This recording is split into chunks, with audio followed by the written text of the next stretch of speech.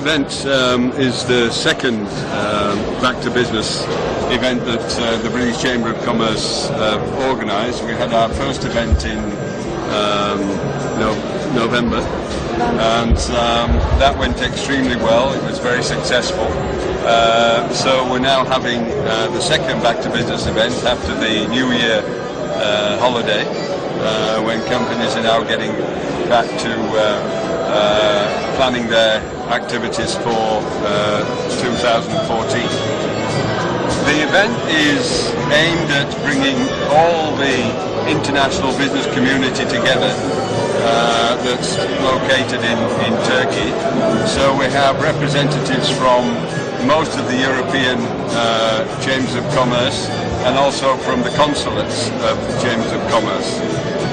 We also have non-EU representation here. We have the US Consul General speaking. We have a very broad audience of people who are interested in sharing their views on the potential business opportunities in Turkey. We think this is essential to get the international business community together.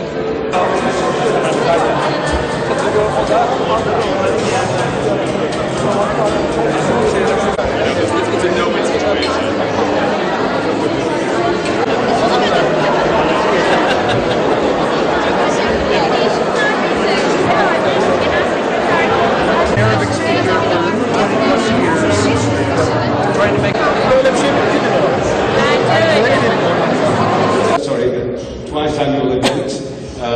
We call it Back to Business. The first one was after the summer break. This is after the winter break. We'll be doing the next Back to Business after the summer break again. I'm not going to hog this anymore. I mean, we have some very high-profile speakers who are going to enlighten you.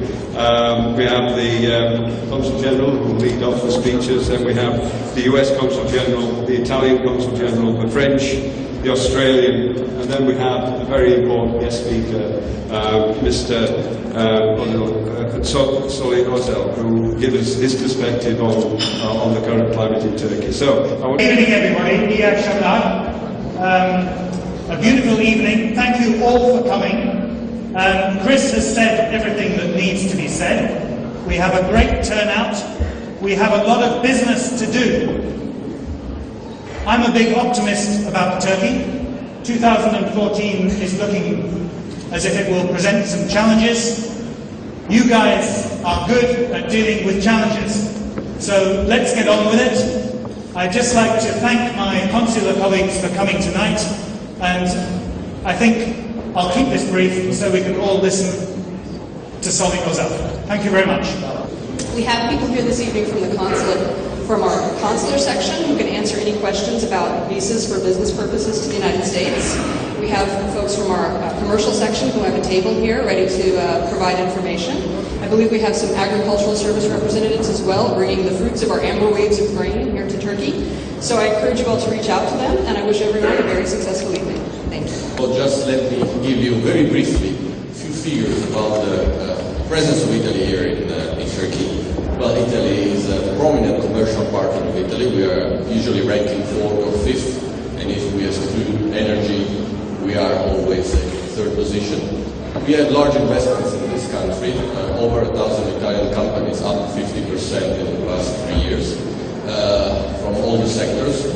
And apart from the investment that we have here, the new trend, which we encourage, is investment of Turkish companies in Italy, which is progressing. It's starting slowly, but as Turkey is growing, also their investments in Italy are growing. We are very happy. We are working with them. And also our companies work with Turkish companies in 3rd countries.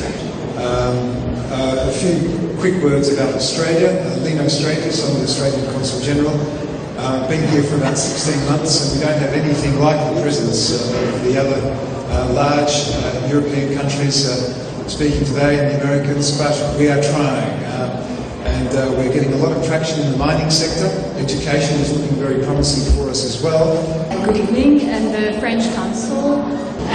One is Turkey is great, as we said. a lot of opportunities here, and our president François Hollande was there 3 weeks ago, and he and President Gül encouraged our business people to raise trade to 20 billion euros. Business in France and French business in Turkey is great as well.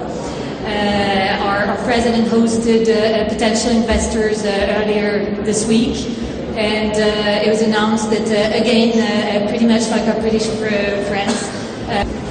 I usually don't get nervous in front of crowds. Somehow I do now. I should warn you, I'm a professor, which means I'm used to captive audiences. They can't leave the classroom. And although I'm given 12 and a half minutes, I'll use the privilege of extending the 12 and a half minutes in a Middle Eastern fashion. So the choice was hazardous to a certain extent, but I'll try to discipline myself.